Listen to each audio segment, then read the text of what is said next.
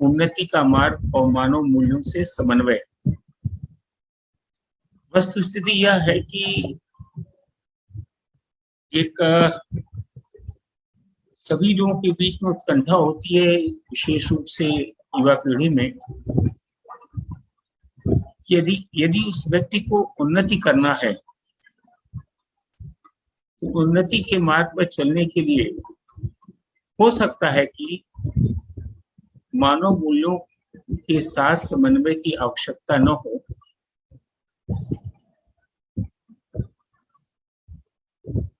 और ऐसी परिस्थिति में जबकि समय बहुत तेजी से चल रहा है, भूमंडलीकरण का दौर है, अर्थव्यवस्थाएं एक दूसरे के साथ जुड़ रही हैं, टेक्नोलॉजी सबको बहुत नजदीक ला रही है, प्रतिस्पर्धा का युग है, तो कैसे हम एक भारतीय परिवेश में, भारतीय सामाजिक परिवेश में मानव मूल्यों का संरक्षण करते हुए उसका समन्वय किसी भी व्यक्ति की उन्नति के मार्ग के साथ जोड़कर चल सकते हैं। ये कर्तव्य मात्र उन युवाओं का, उन बच्चों का, उन विद्यार्थियों का नहीं है, वरन अभिभावकों का भी है, समाज का भी है और विशेष रूप से अध्यापकों का भी है। इसी विषय पे आज चर्चा हम आपके सामने प्रस्तुत कर रहे हैं। नेक्स्ट परिहार जी।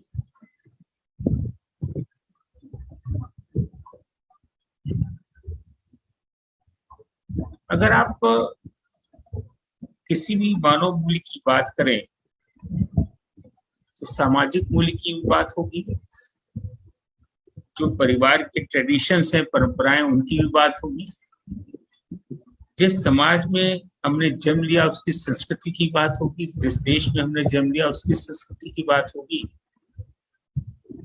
जिस देश में हमने जन्म लिया उसके संविधान की बात होगी, उसकी राजनीतिक, सामाजिक, विधिक व्यवस्थाओं की बात होगी। तो मैं ये कह सकता हूं कि यदि किसी व्यक्ति के अंदर, वो चाहे बालक हो, बालिका हो, युवा हो या प्रौढ़ हो, यह एक अनवरत व्यवस्था रहे कि इथिकल वैल्यूज को वो अपने अंदर स्थान देता चला जाए, अपने उस सोच के दायरे को बढ़ाता चला जाए, और जैसे जैसे इथिकल वैल्यूज किसी व्यक्ति में जन्म लेंगी, परिष्कृत होती चली जाएंगी, तो एक जिम्मेदार नागरिक बनेगा, एक जिम्मेदार व्यक्ति बनेगा, स्वयं के लिए, अपने परिवार के लिए, अपने अभिभावकों के लिए, अपने समाज के लिए, देश के लिए, पूरी मानवता के लिए। किसी भी व्यक्ति के जीवन में बचपन से लेकर आगे तक 3 तरह की व्यवस्थाएं होती हैं जिससे वो उभर कर निकलता है, घूम कर निकलता है। पहले अभिभावक होते हैं, एक समाज होता है जिसमें जन्म लेता है, फिर वो विद्यालयों में, कॉलेजेस में आता है जहाँ उसे अध्यापकों से मुलाकात होती है, और एक ऐसा वो सिटीजन तैयार होता है जिसके अंदर सेंस ऑफ ट्रस्टीशिप होती है। उन सारे वैल्यू सिस्टम को वो अपने अंदर संजो कर आगे बढ़ने की कोशिश करता है। तो जो भी हम चर्चा कर रहे हैं, यह व्यवस्था, यह चर्चा मात्र किसी एक समय के लिए, एक व्यक्ति के लिए, वर्ग के लिए नहीं है, एक उम्र के लिए नहीं है, एक क्षेत्र के लिए नहीं है, वरन सब के लिए है, चाहे वो व्यक्ति बालक हो, युवा हो या प्रौढ़ हो। ये लगातार चलने वाली प्रक्रिया है जहां हम अपनी सोच को संस्कृति के नजदीक, मानव मूल्यों के नजदीक कितना लेते चले जाते हैं, समय के अनुसार, अनुभव के अनुसार। Next please.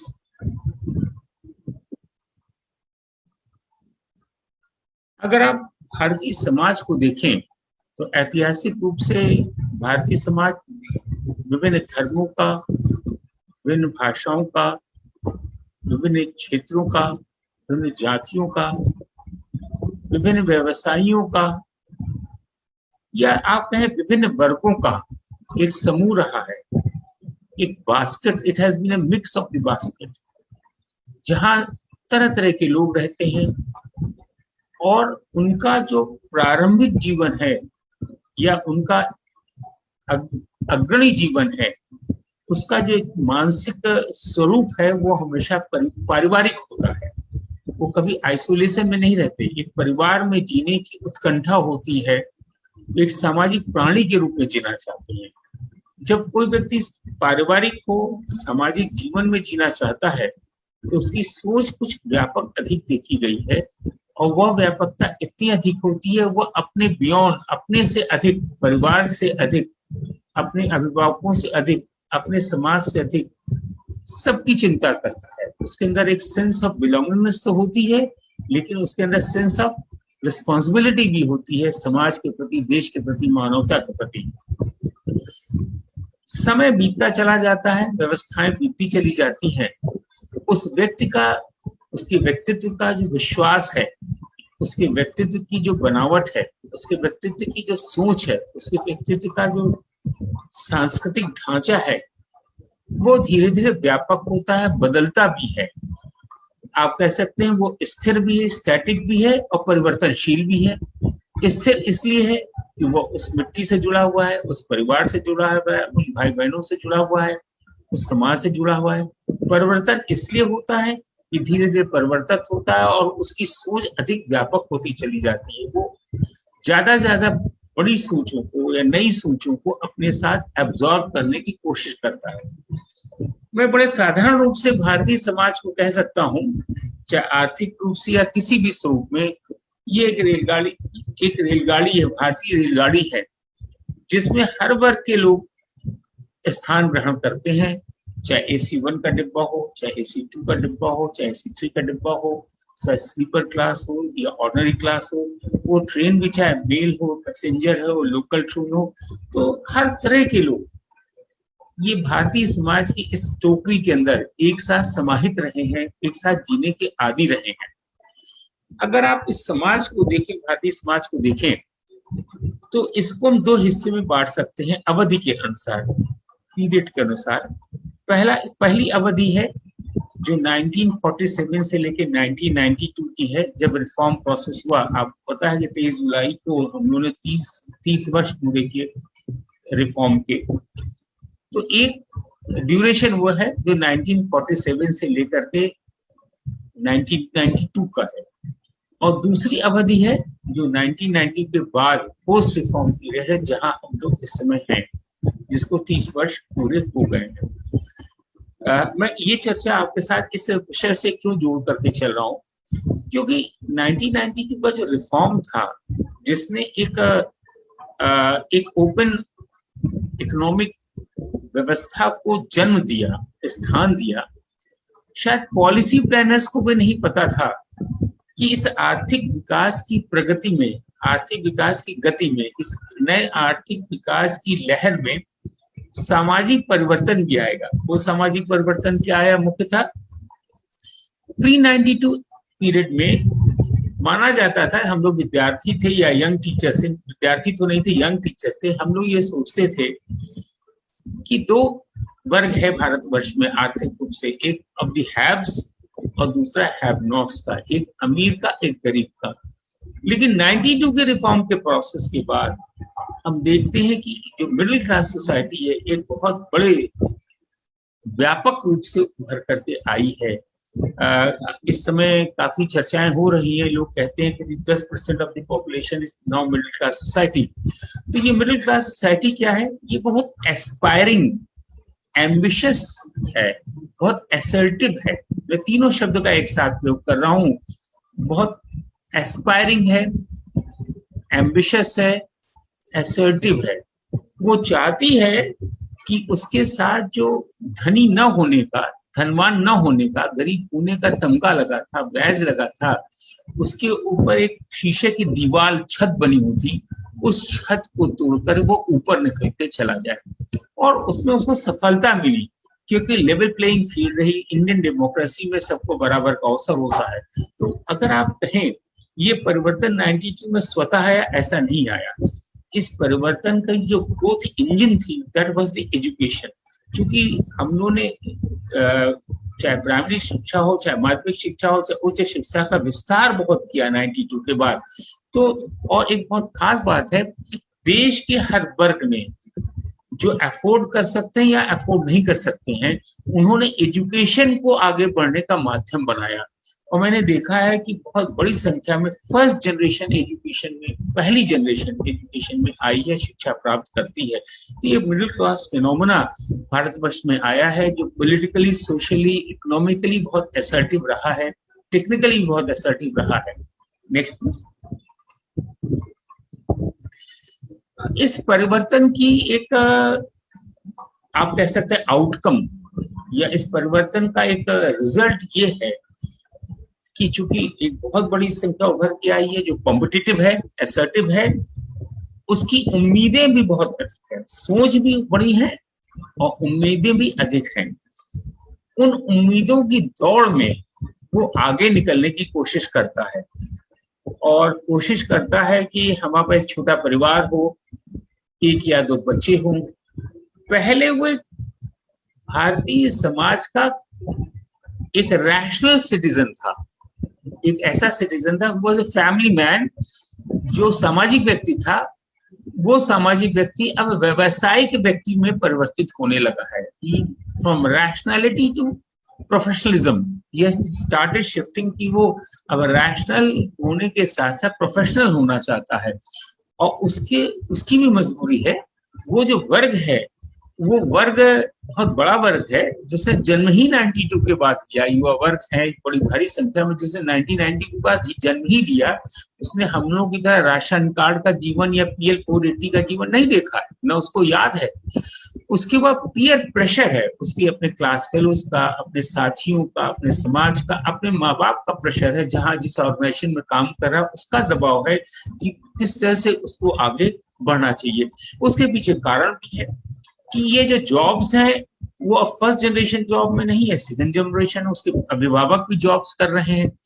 नतीजा है कि उसकी जो निर्भरता है डेवलपमेंट की, वो अधिक उन प्रोफेशनल इंस्टीट्यूशन पे डिपेंड कर रही है, चाहे वो इंजीनियरिंग करे, चाहे MBA करे, चाहे कोई भी प्रोफेशनल कोर्स करे। वहां के रंग रूप में वो ढलने की कोशिश कर रहा है, क्योंकि वहीं से उसको सोर्स ऑफ एनर्जी मिल रही है, या रास्ता दिख रहा है कि कैसे आगे बढ़े, जहाँ पीयर प्रेशर हमेशा बना रहता है। वो कोशिश करता है, वो नागरिक भारतवर्ष का, यंग कह सकते हैं, मिडिल एज ग्रुप कह सकते हैं, कि उसकी जो भी डिजायर है, जो कुछ उसने पहले नहीं देखा, नहीं पाया, या जो कुछ और अधिक पाना चाहता है, जो अधिक उम्मीद रखता है, वो उसको पूर्ण करे। और पूर्ण ही न करे, उसकी उम्मीदें भी बढ़ रही हैं, उसके जीवन की शैली भी बढ़ रही है, और शैली ऐसी बढ़ रही है कि ब्रांडेड, न केवल ब्रांडेड प्रोडक्ट या ब्रांडेड कंज्यूमेबल्स को वो कंज्यूम कर रहा है, बल्कि वो चाहता है कि सब चीजें एक साथ उसको मिल जाए। वो जीवन ही शुरू करे कुछ एक ऐसी मिनिमम लाइन पे, एक ऐसी न्यूनतम स्तर पर, जहाँ सब कुछ उसके पास हो, अपने परिवार के लिए हो। ये जो परिवर्तन आया, ये आ चुका है। उसके अंदर जो भारतीय संस्कृति है, सामाजिक परंपराएं हैं, जो भारतीय भाषाएं, उसकी गांव की अपनी भाषा है, उसका जो मैनरिज्म है, उसकी जो सभ्यता है, उसका व्यवहार है, उसकी क्रियाएं प्रतिक्रियाएं जो सुबह से लेकर शाम तक चलती थी खेल के मैदान में, मोहल्लों में, उसका जो बड़ा व्यक्तित्व है, वो एक नए ढंग से पनप रहा है और पनप चुका है। और इस नए परिवर्तन के साथ उसके पर्सनैलिटी में एक मिसिंग लिंक है, कुछ छूट सा रहा है। क्या छूट रहा है? उसकी अपनी परंपराएं। पहले आप जानते हैं भारतीय समाज में बहुत से त्योहार हैं, बड़े त्योहार भी हैं और छोटे छोटे स्थानीय त्योहार भी होते हैं, क्षेत्रीय त्योहार भी होते हैं। वो धीरे धीरे उन सामाजिक कार्यक्रम बहुत हैं, पारिवारिक कार्यक्रम बहुत है, कहीं मुंडन है संस्कार है, कहीं कर्ण छेदन संस्कार है, कहीं कोई संस्कार है। उन ट्रेडिशन से वो दूर होता चला जा रहा है। एक नए समाज की ओर हम बढ़ रहे हैं या इनको हम धकेल रहे हैं। इसको मैं बहुत आसानी से कहता RWA समाज, रेजिडेंट वेलफेयर एसोसिएशन। जिस कॉलोनी में रह रहा हूँ वहाँ रेजिडेंट वेलफेयर समाज है, जब जो बड़े फॉर्मेलिटी या बड़े फॉर्मली कुछ होली, दीपावली या दशहरे या दुर्गा पूजा को सेलिब्रेट करता है बहुत फॉर्मल तरीके से, जहाँ दक्षिण से उत्तर से, पूर्व से पश्चिम से, पहाड़ी से लेके रेगिस्तानी क्षेत्र से लोग इकट्ठा हैं, एक साथ रह रहे हैं, 400-500 परिवार रहे हैं। लेकिन इस RWA कल्चर, ये जो RWA कल्चर, ये भारत का विशिष्ट या विशेष कल्चर नहीं है।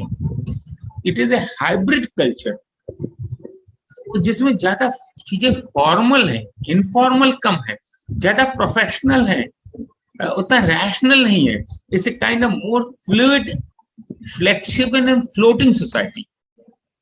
ये सोसाइटी ऐसी है जो हाइब्रिड है, बहुत फ्लूइड सी, फ्लोटिंग सी, फ्लेक्सिबल सोसाइटी, जहां लोग बदलते रहते हैं। हर वर्ष 15-20% लोग आते हैं, जाते हैं, बदल जाते हैं। नतीजा है कि अपनी जो उनकी एक संयुक्त परिवार था, उनसे उनकी दूरी हो रही है, क्योंकि समय नहीं है, दूरी बहुत है, जिम्मेदारियां बहुत है, कंपटीशन बहुत है, टारगेट बेस्ड उनका कैरियर है। तो ये जो जनरेशन है, पोस्ट रिफॉर्म फर्स्ट जनरेशन आप कह सकते हैं, जिनकी विवाह हो गई, शादी हो गई, उनके बच्चे भी अब हो रहे हैं, वो भी बड़े हो रहे हैं। ये उन परंपराओं का भी संवहन करने की कोशिश कर रहे हैं, चेष्टा कर रहे हैं, जो उन्होंने अपने अभिभावकों से ली। उस नई परंपराओं को अपने में सम्मिलित करते हुए आगे बढ़ाने की भी कोशिश कर रहे हैं। तो उनकी जो पर्सनैलिटी है, वो पर्सनैलिटी में बहुत डायकोटमी दिखने लगी है, क्योंकि उनका रहन सहन का स्तर शायद उस गांव में अब नहीं है, उन मोहल्लों में नहीं है, उन परिवारों में नहीं है, उन शहरों में नहीं है, उन कस्बों में नहीं है जहां से वो निकल के आए हैं। और सोच में जो मेटरलिज्म है, मेटरलिस्टिक इश्यूज हैं, वो बने रहते हैं। जो पहले परंपराएं थी परपिचुअल रिलेशनशिप की जिससे परिवार हमारे भतीजे हैं, हमारी बुआ है, हमारे मामा है, हमारा निहाल है, हमारा जीजा है, हमारी बहनें हैं, हमारे रिश्तेदार हैं, वो जो परपेचुअल रिलेशनशिप, शाश्वत संबंध थे, वो शाश्वत संबंध को समय देने के लिए अब समय नहीं है, समय देने के लिए समय नहीं है। एंड जो मूवमेंट है वो है सेल्फ अकॉम्प्लिशमेंट, जो उनका अपना परिवार का टारगेट है, बच्चों के एडमिशन है, उनकी रिक्वायरमेंट है, अपना उनका अपनी प्रमोशंस एंड ऑल दैट। तो एक जो सामान्य व्यक्ति था, साधारण व्यक्ति क्यों कहें, एक जो सामान्य व्यक्ति था, जो परिवार में रहता था, सबके साथ मिलकर कमाता था, सबके मिलकर खाता था, वो अब स्वयं का ब्रेड बटर अर्नर हो चुका है। अब वो परिवार के भरोसे नहीं है, स्वयं ही वो ब्रेड एंड बटर अर्नर है। हो सकता है कि परिवार का पहला व्यक्ति ब्रेड अर्नर हो सकता है कि कहीं वो छूट गया, नया परिवार में वो पृथक रूप से रह रहा है।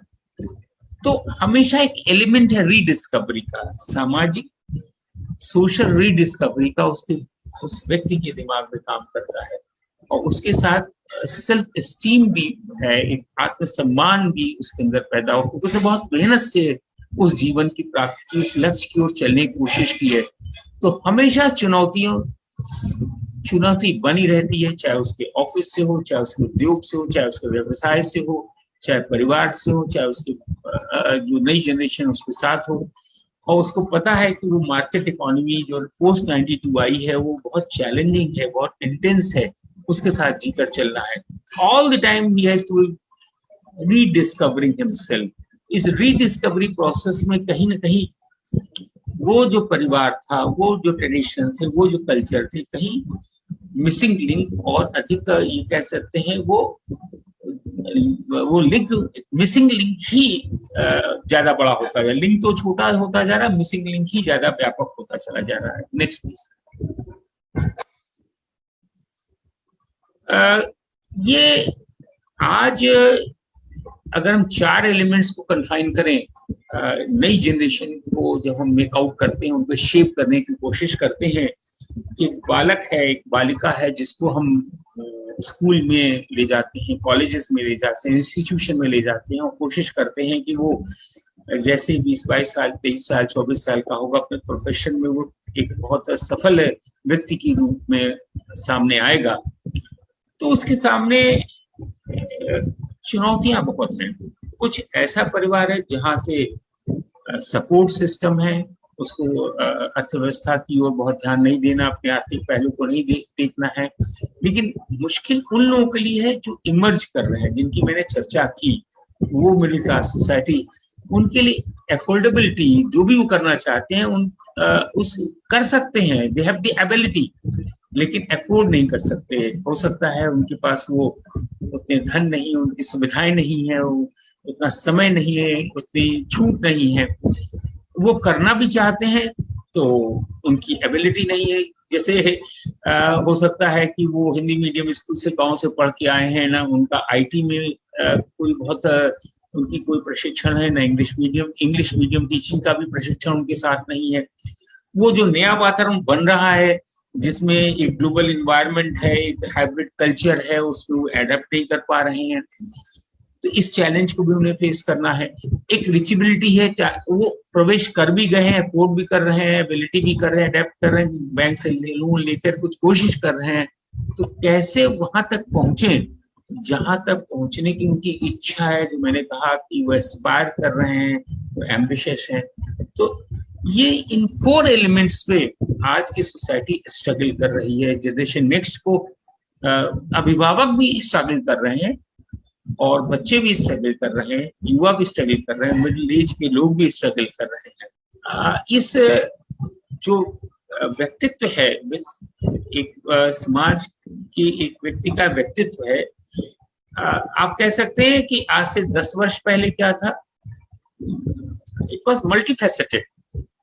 उनको अभिभावकों का संरक्षण था, उनको अपने ग्रैंडफादर मदर का, हमारे ग्रैंडफादर का सिस्टम बहुत व्यापक है, चाचा ताऊ, मामा मामी, नाना नानी, दादा दादा, बाबा दादी, पूरा समाज, पूरा गांव मोहल्ला अपना घर होता था। एक धार्मिक परिवेश था, एक सांस्कृतिक प्रवेश था। दुर्गा पूजा है, पूरा परिवार पूरे 9 दिन तक दुर्गा पूजा पाठ कर रहा है। दीपावली, ये 5 दिन की दीपावली मन रही है। रक्षाबंधन एक त्योहार है, जन्माष्टमी एक त्योहार है, स्वतंत्रता दिवस का दिन आया तो भी एक त्योहार है। स्कूल कॉलेज में से आजादी का 2 अक्टूबर का, 26 जनवरी का दिन था। तमाम औपचारिक फॉर्मल इनफॉर्मल एजुकेशन समाज से, लोगों से, परिवार से, इंस्टीट्यूशन में मिल रही थी, अनुभव मिल रहा था। जो कोई कुछ ना बता पाए, प्रोफेशनल्स नहीं थे। हमारे जो बाप दादा थे, पुराने लोग थे, गांव के बड़े थे, वही अनुभव देते थे। तो जो व्यक्तित्व का विकास था वो बहुत रैशनल था। उसमें हम बहुत एकोमोडेटिव पर्सनैलिटी को डेवलप कर रहे थे, जहाँ सबको साथ लेके चलना था। और जो उसकी पर्सनैलिटी भर के आनी होती थी, वो एक्सट्रोवर्ट थी। वो बहुत फैल कर, आप कह सकते हैं कि वो बहुत दुनिया को एक साथ जोड़ने की थी। सब तरफ व्यापक पर्सनैलिटी का वो विकसित व्यक्ति तैयार किया जा हो पाता था, ना सब कुछ एक साथ हो। 2010 से 10 वर्ष बाद, 11 वर्ष बाद परिवर्तन देखिए। आईटी का युग है। ये जो समाज चारों तरफ था, ग्रैंडफादर थे, सोसाइटी थी, ये सब दूर हो गई। हम मल्टीकल्चरल हैं, टीवी है, सोशल मीडिया है, एजुकेशन ज्यादा फॉर्मल है, जो माइंडसेट है वो सोशल कम है, कॉर्पोरेट ज्यादा है, पीयर प्रेशर्स बहुत है। तो जो पर्सनैलिटी है वो लेस रैशनल, मोर प्रोफेशनल हो गई है, लेस एक्सट्रोवर्ट, मोर इंट्रोवर्ट हो गई। वो आत्मुखी हो गया व्यक्ति। हमें अपने मन में सोचना है, स्वयं सोचना है, स्वयं तैयारी करना है कि मैं क्या करूं, कैसे आगे निकल जाऊं, कैसे आगे बढ़ूं। क्योंकि बहुत स्ट्रगल किया है डिफरेंट एलिमेंट्स पे, डिफरेंट इश्यूज पे उसने स्ट्रगल किया। तो आगे बढ़ने की होड़ है, वेरी प्रोफेशनल। 4 वर्ष बाद क्या होगा, ज्यादा समय नहीं है, कि ये जो पेरेंट्स हैं, ये they will become the grand parents. These parents will become grand parents, children, grand children, parents. तो जो हमारी फेथ होगा, जो विश्वास होगा, जो हमारे संबंध होंगे इंटर रिलीजन, वो अब गांव, शहर, कस्बे, मोहल्ले की बात छोड़ दीजिए, we shall be more inter religious. Inter religious marriages ज्यादा होंगी, उनकी उनसे उठना बैठना अधिक होगा, हमारा जो कल्चर होगा, वो पहनावा हो, बोलने का, हमारा मैनरिज्म होगा, हमारी सोच होगी, वो ग्लोबल होगी। हमारा जो होल एजुकेशन सिस्टम, अब इस समय तो कोविड स्थिति में ऑनलाइन ट्रेनिंग, ऑनलाइन टीचिंग हो रही, ग्लोबल एजुकेशन ज्यादा होगी। हमारी सोसाइटी एक दूसरे से उठे बैठे की नहीं, सेल मोर वर्चुअल सोसाइटी। बस जितनी आवश्यकता उतनी बात करिए, नहीं तो गो फॉर द फॉर्मेलिटीज। तो जो व्यक्ति है वो सामाजिक व्यक्ति नहीं, जो मैंने शुरू से कहा, वो इंडिविजुअलिस्टिक होगा, स्वयं में निहित होता चला जाएगा, और जब बाहर निकलेगा तो परिवार से बिल्कुल बाहर आकर एक ग्लोबल सिटीजन की ओर बढ़ जाएगा। तो जब ये एक बैकड्रॉप है, एक परिस्थिति नहीं, एक वस्तु स्थिति है, एक वास्तविकता है जीवन की, समाज की, तो हम मानव मूल्यों को क्या अधर में छोड़ दें, ये सोच के हम चुप बैठ जाए कि इनका कोई तात्पर्य नहीं रहा, ये इरेलेवेंट है, तब तो व्यक्ति ही समाप्त हो जाएगा। अब तो व्यक्ति ही नहीं रहेगा, किस परिवार की हम बात करेंगे। तो ऐसी परिस्थिति में हमें किसी व्यक्ति के, किसी बच्चे से लेकर युवा पीढ़ी तक, इवन प्रौढ़ हो जाए तब भी हमें उसे परिष्कृत करना होगा। इस समन्वय की चर्चा शुरू होने की, मेरी हैप्पी कि मनोहर दुबे साहब ने ये विषय लेकर के चर्चा शुरू की है। ये चाइल्डहुड से शुरू होगी और लगातार चलेगी, सस्टेनेबल बेसिस पे, परपिचुअली चलनी होगी। उसकी कोशिश करनी होगी कि हम जो ट्रेनिंग दें, ठीक है वो ग्लोबल लैंग्वेज पे जा रहा है, लेकिन ही शुड नो कुछ उसकी घर में ऐसी प्रैक्टिस हो कि अपनी मदर लैंग्वेज को, अपनी गांव की भाषा बोले, कुछ ऐसी प्रैक्टिस हो, ओकेजनली वो ट्रेडिशंस को मेंटेन करे, त्योहारों से जुड़े हुए अन्य पारिवारिक ट्रेडिशंस को मेंटेन करे। कुछ ऐसी आवश्यकता होगी, नॉट रेगुलरली बट रेयरली ही सही, वो सोशल इन्वॉल्वमेंट हो। तो लोग उनके परिवार में कौन नया जन्म हो रहा है, उनके परिवार में क्या कोई व्यक्ति बीमार है, उनके परिवार की क्या आवश्यकता है, आसपास कोई परिवार का व्यक्ति आने जाने वाला तो नहीं, उनके साथ उसकी जानकारी हो, उनकी इन्वॉल्वमेंट हो, परिचय हो। और मैं तो ये मानता हूं कि जो कुछ परिवार में घट रहा है, उनके साथ एक रेगुलर बेसिस में पेरेंट्स की शेयरिंग हो, ये हो रहा है, अब फील करें कि हाँ भाई वंस इन अ व्हाइल ये ऐसा हो रहा है। उनके अंदर एक भाव हो कि वो म्यूचुअल रिस्पेक्ट एक दूसरे की करें, और एक बड़े आप अपने हार्ड इश्यूज को उनसे डिस्कस ना करें, नहीं तो तनाव हो जाएगा, लेकिन सॉफ्ट कम्युनिकेशन अपने बच्चों के साथ, युवा पीढ़ी के साथ हम रख सकते हैं पेरेंट्स के रूप में, कि अच्छी अच्छी बातें जो हो रही परिवार में, दूर रिश्तेदारों में, दूर परिचितों में या उसके पूर्व परिचितों में, वो अपने दोस्तों की बात तो करता है तो परिवार की बात भी जान लेगा, थोड़ा बहुत एक इंटरेस्ट डेवलप करिए।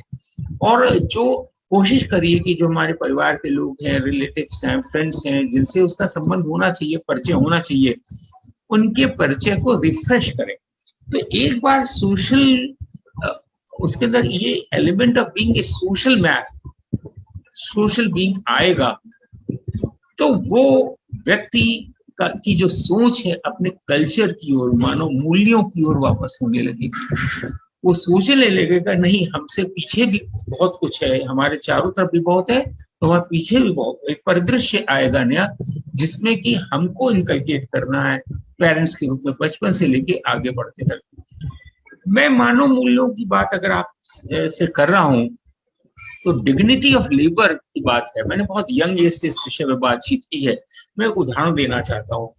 कालका से, हिमाचल प्रदेश का कालका स्टेशन है, हिमाचल प्रदेश से आप शिमला से लौटते हो, कालका स्टेशन है, लास्ट पॉइंट है, वहां से दिल्ली की शताब्दी ट्रेन पे ट्रेवल कर रहा था।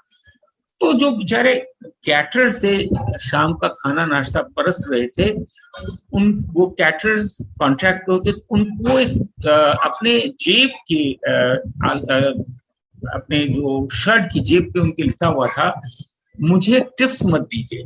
How shameful it is. क्या किसी दफ्तर के बाहर लिखा जा सकता है कि या मुझे घूस मत दीजिए? ये वो एक ऑर्डिनरी लेबरर है जिसको शायद 10,000, 12,000, 15,000, 8,000, 7,000 मिलता होगा, उसकी शर्ट पे आगे लिखा था। सेकेंडली मैंने देखा कि ट्रेन पे इस तरह के जो कैटरर्स होते हैं उनके शर्ट्स पे तमाम विज्ञापन लिखे होते हैं। अरे भाई, अगर कोई बैट्समैन खेल रहा है क्रिकेट मैच तो उसको तो पैसे मिल रहे हैं, खुद उसने इनवाइट किया स्पॉन्सरशिप की, वो ये साइकिल बेचेंगे, ये स्कूटर बेचेंगे, ये साबुन बेचेंगे, ये इंश्योरेंस पॉलिसी बेचेंगे, टेलीफोन बेचेंगे। लेकिन गरीब व्यक्ति जो बेसिक नीड है उसकी शर्ट पे तमाम चीजें लिख करके आप उसको नोटिस बोर्ड बनाए तो कितना वो उसकी मजबूरी है, डिग्निटी का लेवल हम कम करते हैं। तो इर्रिस्पेक्टिव ऑफ द फैक्ट कि किसी व्यक्ति की क्या पोजीशन है, उसकी चाहे सोशल पोजीशन हो, चाहे ऑफिशियल पोजीशन हो, चाहे इकोनॉमिक पोजीशन हो, हमें एक रिक्शे वाले की भी इज्जत करना है। हम 500 रुपए टिप दे देते हैं, 100 रुपए टिप दे देते हैं, लेकिन एक रिक्शे वाले से 5 रुपए नेगोशिएट जरूर करते हैं। तो ये हमारा जो टेम्परामेंट है, हम उस व्यक्ति की इज्जत करें। नॉर्मली हम कहीं जाते तो सिक्योरिटी गार्ड से जरूर झगड़ा करते, जो 8 घंटे की ड्यूटी धूप में खड़े को देता, ना उसके बाद बेंच होती है, ना स्टूल होती है, ना वही आप अगर उस ऑफिस में जाइए, क्लास 4 एम्प्लॉय काम कर रहा है, उससे बात नहीं कर सकते। But since he is a casual worker तो हम उसको डिसरिस्पेक्ट करते हैं। तो हमें अपने को सोचना है कि हर व्यक्ति की अपनी एक डिग्निटी है, हमारी भी डिग्निटी इज ऑलवेज म्यूचुअल। ये भी हमारे कल्चर का हिस्सा है। हमें कोशिश करना है कि दूसरे कष्ट को महसूस करने की आदत करें, एम्पैथाइज करें।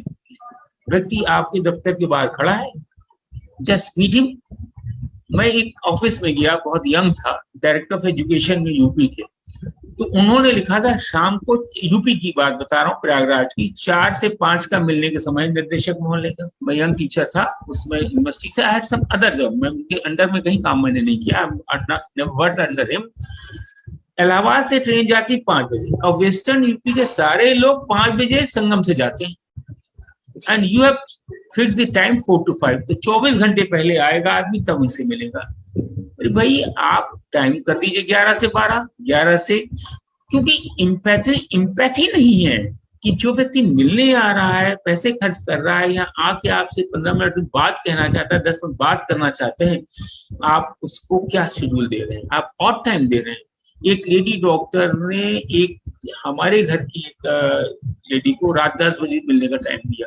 Is it right time? भले वो लेडी डॉक्टर हो, कि पेशेंट को, अब लेडी पेशेंट को रात 10 बजे time they, you may be busy doctor. तो मैंने उनको फोन कहा, नहीं, this is not a right time, मैं तो लेके पेशेंट नहीं आऊंगा, देयर इज नो इमरजेंसी, हम प्री शेड्यूल कर रहे हैं। तो हमें हमेशा व्यक्ति की चिंता करनी है। जो कुछ हमें अच्छा नहीं लगता, हम दूसरों के साथ ऐसा व्यवहार क्यों करें। और हमेशा, चाहे हमारे घर का सर्वेंट ही क्यों ना हो, चाहे हमारे कार का ड्राइवर ही क्यों ना हो, चाहे वो कोई बहुत ही छोटा सा व्यक्ति हो, इफ एज वाइज ये senior, we should be respectful to the senior. हमें अपनी उस मिट्टी का, उस व्यक्ति का, उस कल्चर का, उस स्थान का नाम रखना है जिस स्थान को मैं बिलोंग करता हूँ।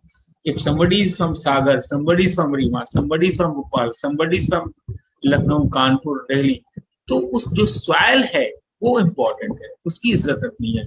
मैं एक उदाहरण देना चाहता हूँ। हमारे एक कोलीग थे, प्रोफेसर हो गए, डीन हो गए, वो मऊ से हैं और मऊ में काफी जुलाहे हैं और व्यूअर्स बहुत हैं। तो मैंने कहा कि आपने अपने मऊ के लिए क्या किया?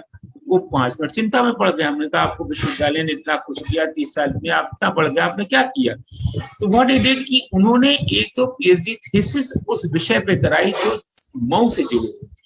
कुछ तो हम कंट्रीब्यूट करें, जो कुछ भी हम कर सकते हैं कंट्रीब्यूट करें, वापस देखें अपने जीवन को कि हमने क्या दिया। दिस पार्ट ऑफ हमारा, जो मानव मूल्यों की बात करें तो मानव मूल्यों का एक भंडार है हमारा परिवार, हमारा गांव, हमारा देश, हमारा समाज। एक मैं पढ़ रहा था आज की तैयारी के लिए, आपसे बात करने के लिए, तो सिंधी समाज के जो ईस्ट हैं वो झूलेलाल जी हैं। तो सिंधी समाज का जो मुख्य स्थान है वो मुल्तान है, सिंध क्षेत्र में, जो पाकिस्तान में चला गया। तो सिंधी जो डायलेक्ट है या जो भाषा है वो इंडो आर्यन है, जैसे पंजाबी, हिंदी, उर्दू, सिंधी सारी भाषाओं का मिक्स है। और उस भाषा का नाम है सराइकी। तो झूलेलाल जी की जो एक प्रेयर है, उसने मुझे बहुत अपील किया आज की चर्चा के लिए। लाल मेरी पट रखियो भला गाना भी आता है और बहुत बड़े बड़े गायकों ने इसको गाया है। उन्होंने कहा है, ओ लाल कीप माई डिग्निटी वेल। मैं तो मानता हूं कि जीवन में सब कुछ आएगा चला जाएगा, लेकिन जो हमारी स्वयं की डिग्निटी है, हमारी स्वयं की इज्जत है, हमारा स्वयं का आत्मसम्मान है, वो बना रहे, तो वो सबसे बड़ा है। यह आत्मसम्मान स्वयं पैदा नहीं होता, इसको हम इनहेरिट करते हैं, इसको इनकलकेट करते हैं, इसको हम क्रिएट करते हैं, इसको हम एक्सपैंड करते हैं। तो ये जो डिग्निटी है, ये इंडियन कल्चर का, इंडियन सोसाइटी का एथॉस है।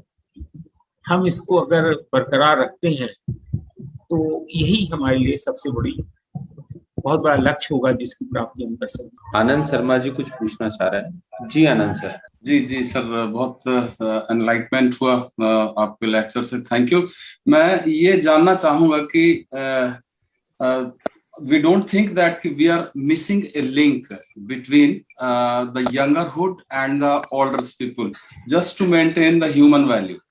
इथिकल वैल्यू की तो बात बाद में आती है, क्योंकि देखिए हमारा जो परिवार है एक छोटा यूनिट है, परिवार का ही बृहद रूप जो है एक सोसाइटी है। तो हर जगह जैसे आपने एग्जांपल्स दिए, बहुत सारे एग्जांपल्स हमने देखे कि शेपिंग ऑफ पर्सनालिटी, देन उसके पहले जो आपने बताया कि ऑन जनरेशंस के बारे में 4 की elements. So what I am thinking कि somewhere we are missing the link, कि जो वैल्यूज हैं, ह्यूमन वैल्यूज हैं, वो हम पर्कुलेट नहीं कर पा रहे हैं properly, because we are in the most of the times we are in the transition stage, कि हमारे बच्चे कुछ और सोचते हैं, हमारे पेरेंट्स कुछ और सोचते हैं। तो इसमें कहीं ना कहीं जो इथिकल वैल्यूज का है ये लिंक मिसिंग है। मैं सही हूं या आप इसको और अच्छे से क्या बता सकते हैं? मैंने यही बात कही आपसे कि मिसिंग लिंक होने की संभावना बनी रहती है शर्मा जी, क्योंकि हम, हमारी सोच उनकी सोच में मजबूरी है, उनकी भी चुनौतियां हैं। जब वो आगे बढ़ते हैं तो उन सब चीजों को कैसे ना, जैसे जब रॉकेट PSLV छूटता है तो जैसे जैसे आगे बढ़ता चला जाता है, जो एक कई चरण में रॉकेट्स होते हैं, they shelve the first stage, second stage, third stage. तो नई जनरेशन को भी बहुत प्रोपेल करने के लिए बहुत ईंधन की आवश्यकता होती है, तो दे आर शेल्विंग। तो ऐसा ना हो कि इस प्रोसेस में जो हमारा ट्रेडिशन है, हमारा कल्चर है, पीछे छूट जाए। ये एक चिंता है, या आप कहिए कि समाज के सामने ये विषय है जिसको कैसे हम जोड़ कर चल सके। ये आपकी सोच भी है, मेरी सोच भी है। तो मिसिंग लिंक है। हो सकता है हर परिवार में, हर घर में ऐसा न हो, लेकिन अब ये बात सामने आ रही है। जी, थैंक यू वेरी मच। इसी पे मैंने आपसे कहा कि ये अगर है, इसको एज्यूम करके चले शर्मा जी, तो फिर हम क्या कोशिश करें। तो इस पे जिम्मेदारी हम सब की एक साथ है कि इसको हम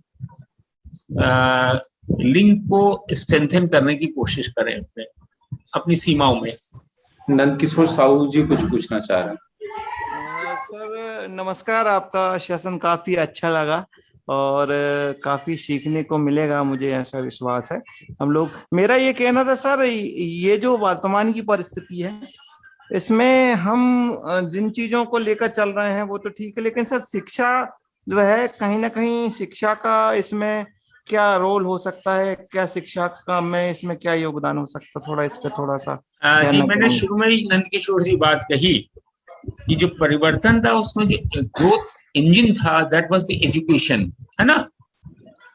और पेरेंट्स के साथ एक मजबूरी है कि अगर वो पेरेंट्स वर्किंग पेरेंट्स हैं, और तो उन्होंने कोशिश की कि इंस्टीट्यूशन ही सारे होलिस्टिक डेवलपमेंट की चिंता करे। बच्चा खेल भी वही सीखे, नाट्य भी वही सीखे, गाने भी वही सीखे, पढ़ाई भी वही करे, कॉम्पिटिटिव जो एज है वो भी करे, लैंग्वेज वही सीखे। तो ये एक परिस्थिति है जहां पे पेरेंट्स अपने रोल को कम करके और इंस्टीट्यूशन में ज्यादा डालते हैं। इंस्टीट्यूशन की जिम्मेदारी तो है ही है, लेकिन इंस्टीट्यूशन जो रोल प्ले करेगा वो सेंट्रल रोल प्ले करेगा। उसका एक कॉमन सिलेबस है, एक कॉमन तरीका है। जो आपके परिवार की विशेषताएं हैं, विशेषताएं भी या विशिष्ट बातें हैं, विशिष्ट लोग हैं या परिवार का परिचय, वो इस कॉलेजेस इंस्टीट्यूशन नहीं देंगे। तो एक परिवेश है जो घर में आपको पैदा करना पड़ेगा ताकि बच्चा समय आपके साथ खर्च करता हुआ वो भी सीखे जो परिवार चाहता है, वो भी सीखे जो संस्था चाहती है, इंस्टीट्यूशन चाहते हैं। बोथ वे, मतलब आप इंस्टीट्यूशन को भी जिम्मेदार मानेंगे और अपने परिवार को भी मानेंगे। मेरे मन में भी एक कुछ प्रश्न है जो मैं बात करना चाहूंगा डॉक्टर साहब से। डॉक्टर साहब, एक बड़ा हम इस समय माहौल देख रहे हैं कि जो स्टार्टिंग पॉइंट है लाइफ का, स्टार्टिंग पॉइंट पर हम सारे पेरेंट चाहते हैं कि उनका बच्चा पीछे न रह जाए, स्टार्टिंग पॉइंट पर, है ना। और उसके लिए एक जबरदस्त बच्चे के ऊपर दबाव होता है कि वो अच्छे नंबर लेकर आए, अच्छे स्कूल में जाए, अच्छे कॉलेज में जाए, अच्छा सब्जेक्ट पढ़े, और ये सब माँ बाप डिसाइड करने की कोशिश करते हैं बच्चे के साथ में। और जब वो जिंदगी की दौड़ शुरू करता है उस समय वो चाहते हैं कि हम उसको सबसे आगे खड़ा कर दें माँ बाप। ये जो प्रवृत्ति बढ़ रही है माँ बाप में, एक तो मैं इस पॉइंट पर आपसे जानना चाहते थे कि इसको आप कैसे देखते हैं कि ये समस्या क्यों बढ़ रही है।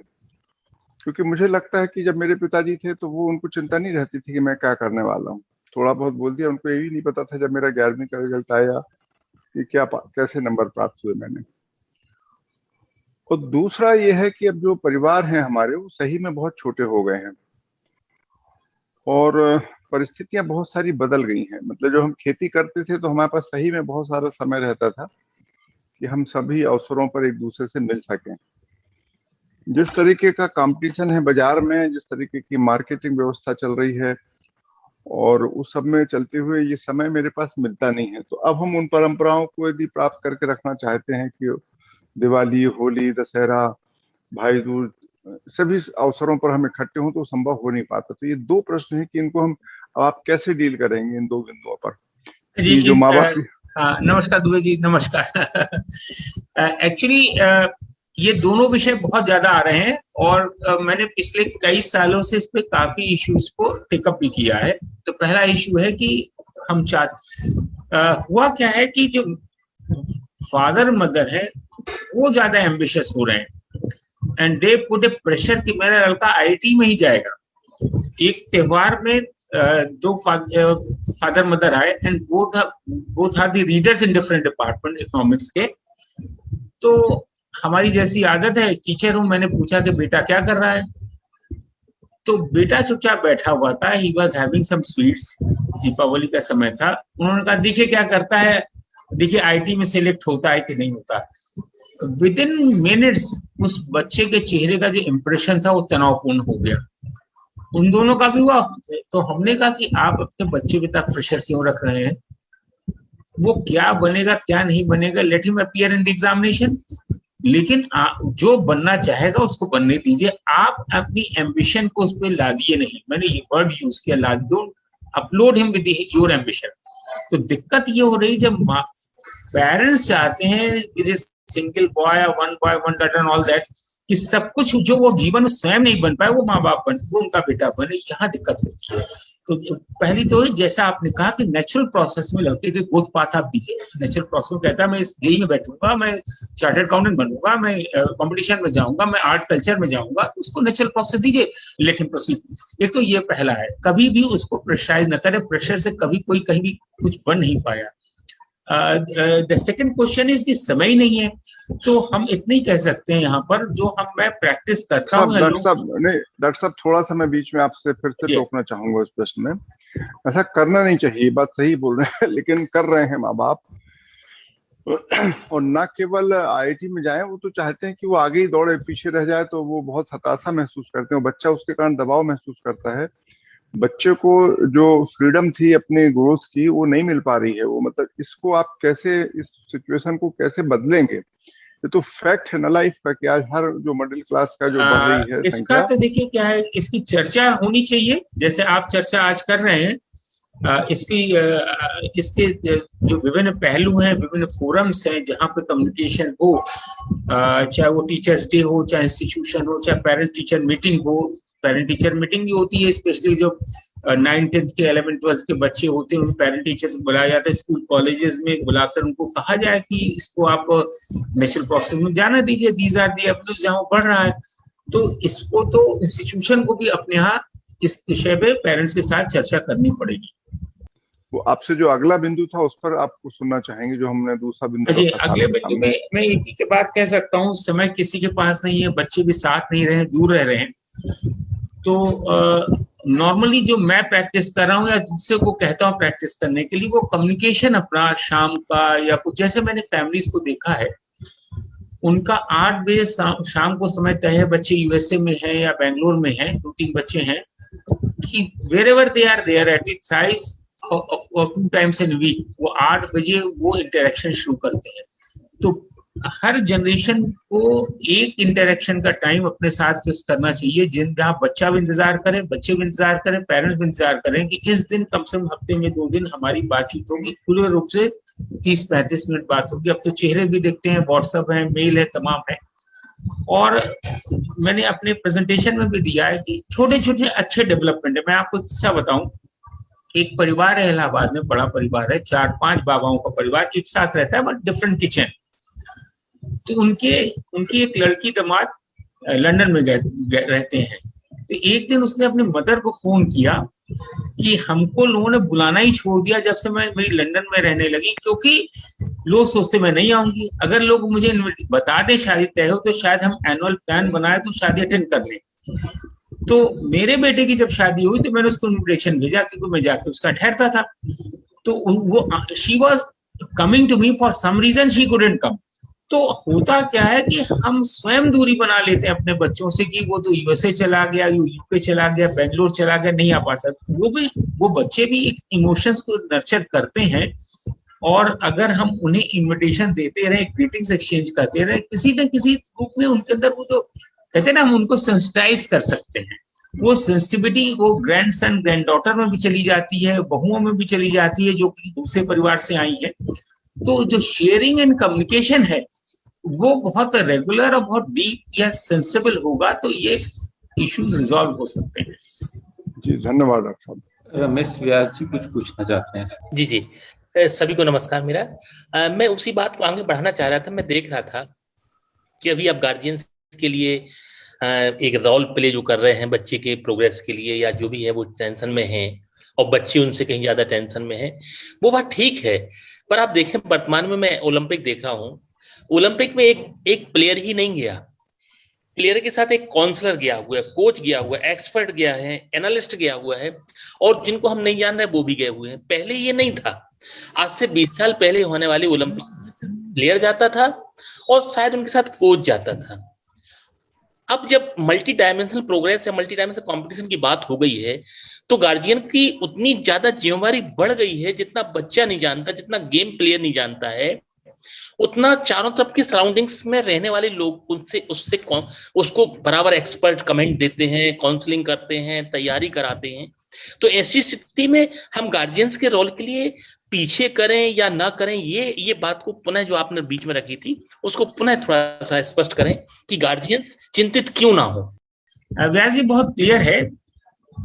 हमें उनके इस जितने भी उनके प्रोफेशनल स्ट्रेटजीज हैं या प्रोफेशनल उनके एक्शंस, उसमें इंटरवीन थोड़ी ना करना है। हम इंटरवीन नहीं करना चाहते, वो तो उनका एक प्रोफेशनल पूरा पैराफर्नलिया स्ट्रक्चर है, रिक्वायरमेंट है। हम उससे उनको शेयर करेंगे भाई क्या हो रहा है, कैसे हो रहा है, कंसर्न शो करेंगे उनके सारे इश्यूज को, और उस कंसर्न के साथ फैमिली को भी रिलेट करते हुए आगे बढ़ेंगे। तो आप देखिएगा उस बालक बालिका के अंतर्गत एक सेंसिटिविटी, फैमिली सेंसिटिविटी या कल्चरल सेंसिटिविटी बनी रहेगी। All the time he is not in the track ना, हर समय तो ट्रैक पे नहीं खड़ा है ओलंपियन। कुछ तो ऑफ टाइम होगा, जब हटेगा, जो ऑफ डेज होंगे तो क्या तैयारी चल रही है, कौन कर रहा है, हाउ इज योर कोच, क्या खाना मिल रहा है, इस तरह के डिस्कशन तो हो सकते हैं ना। आज मिस में क्या था, क्या अच्छी बातें हुई, तो मतलब एटलीस्ट हम फर्स्ट राउंड में उनकी ही बात करेंगे और सेकेंड स्टेज में जब अपनी बात करेंगे तो जो मेरा डीप यही है कि आप अपनी जो रिलेशनशिप को इनफॉर्मली पर्सनलाइज करके डीपली कैरी ऑन करें और उसी के साथ सारे मैसेजेस अपने धीरे धीरे इनडायरेक्टली देते रहें, तो वो सोचेगा मेरे पीछे मेरे मम्मी पापा हैं, हमारे पेरेंट्स हैं, हमारा परिवार है, और अच्छी बातों को कम्युनिकेट करें। अगर आप हार्ड टेंशन में हार्ड टेंशन बात करेंगे तो वो खुद परेशान हो जाएगा। गुरु सिंह जी पूछना चाह रहे। जी सर। जी हाँ सर, ये जो जनरेशन गैप की जो बात हुई, जनरेशन गैप में, तो इसमें एक भौतिकवाद की चाह नई पीढ़ी में भी और पुरानी पीढ़ी में भी अपनी नई पीढ़ी से अपेक्षा, तो इसका सॉल्यूशन क्या हो सकता है सर कि जनरेशन गैप कब हो और आपस में संबंध पहले जैसे थे सौहार्दपूर्ण आत्मीय लगाव से युक्त ये हो सके, तो इस पर थोड़ा सा प्रकाश डालने की। दिक्कत तब होती है गुरसिंह जी जबकि हम एक नेगेटिव लिस्ट बनाते हैं सोच की कि मेरे पास क्या नहीं है और दूसरे के पास क्या है।